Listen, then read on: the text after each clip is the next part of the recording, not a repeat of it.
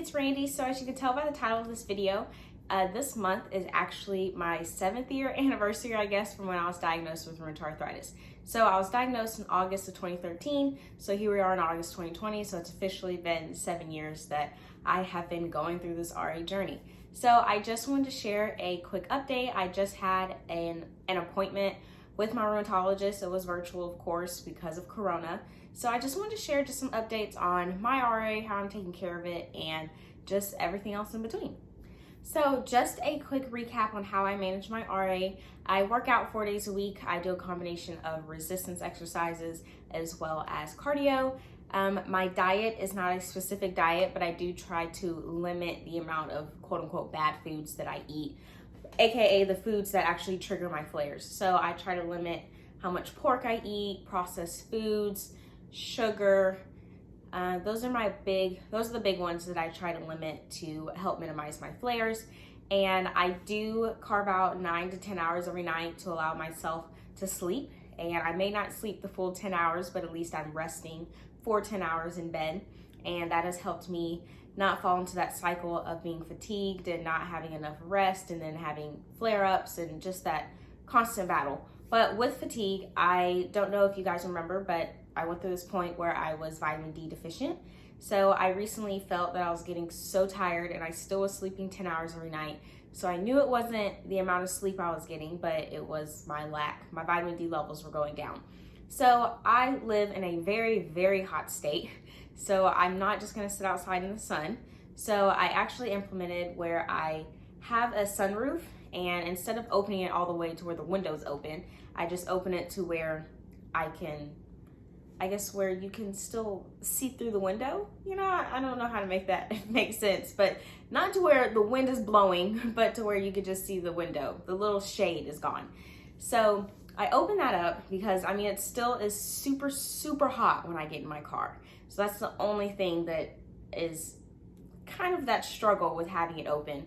But I am able to turn on the AC as quick as possible. So I have the sunlight coming through, I have the AC blowing. So essentially it's like I'm being outside making vitamin D, but I'm not sweating. So I have started to do that, and I've noticed that my vitamin D levels have essentially gone up because I have not been near as fatigued as I was a month ago. Now, I guess that's really all how I manage my RA. I mean, one big thing, of course, is I do take a medication, and I have been on that medication for not a very long time, but for a couple of years now. So it's been doing well, and that's really my combination on how I manage it. Now, I did have my appointment with my rheumatologist actually yesterday that I'm recording this video, and it has been, of course, 7 years since I've been diagnosed, and I wanted to share this because we had to make some changes to my care plan. And I know many people message me and ask me how I found the perfect combination of managing my RA, and I just wanted to say that I have not. There's always tweaks that have to be done. Of course, I have a baseline when it comes to like exercise and eating, but we never know. I mean, I could try a new exercise and my joints don't like it, so I take that out. Or I could try a new food and my joints don't like it, so I'll have to take that out. So things are always changing. And recently my RA hasn't been doing as well in the past couple of months. I noticed that I've been waking up with morning stiffness consistently. Sometimes I wake up with morning stiffness, but this has been actually a lot of morning stiffnesses. It's been a lot of mornings that I've had morning stiffness in a row. So we're just gonna make some changes to my medication. We're gonna change the dosage of it and hope that that works. And of course, I will keep you guys updated to see if that helps so that I can go back to not waking up every single morning in so much pain. And for me, my morning stiffness is actually in my feet. So I realize that I have it when I step out of bed, and then I'm like walking all wobbly to the bathroom, and then my bathroom has tile. So it's just a very, very uncomfortable experience in the morning. And also with the appointment, she says that I need to go ahead and start getting hand x-rays.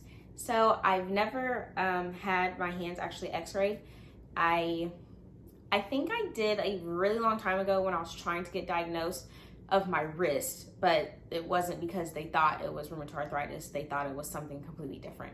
So for me, I have 2 antibodies that are positive that are an indicator that my RA is very active. So my rheumatologist said that I need to go ahead and do these hand x-rays so that we can keep a marker and see if any changes are happening in my joints. Because sometimes with people that have these positive antibodies, they actually experience changes in their joints that they don't even know that is happening because they may not even be experiencing pain. So we're gonna go ahead and get those x-rays done. Of course, I'm gonna get my routine labs done, and we are gonna see how all of that is going. But other than that, I am 7 years into my journey, and it's not a perfect journey. Things are always changing. Things are always happening. I hear things at appointments that sometimes bum me out. I hear things at appointments that sometimes make me happy. So it's just, every day is a new day, honestly to say.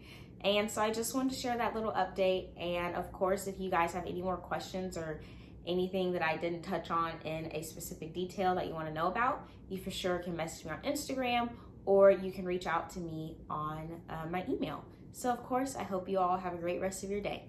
Goodbye.